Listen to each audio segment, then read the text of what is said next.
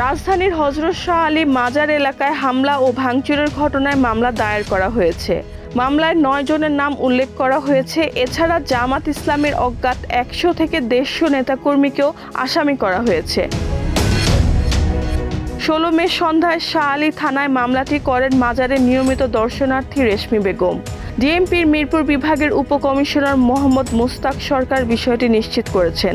তিনি জানান, এ ঘটনায় ইতোমধ্যে ৩ জনকে গ্রেফতার করা হয়েছে।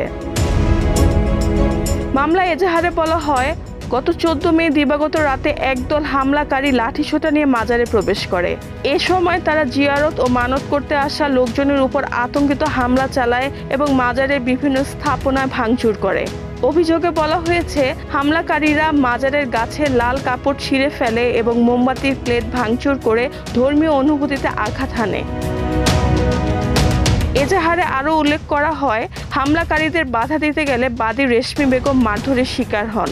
এক পর্যায়ে তাকে লাঠি দিয়ে মাথায় গুরুতর আঘাত করা হয়।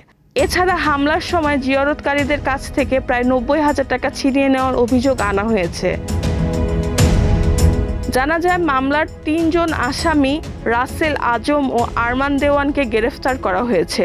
পুলিশ জানিয়েছে, হামলার ঘটনায় জড়িত অন্যদের শনাক্ত ও গ্রেফতারের অভিযান অব্যাহত রয়েছে। রেহানা বেগম, প্রজন্ম ২৪।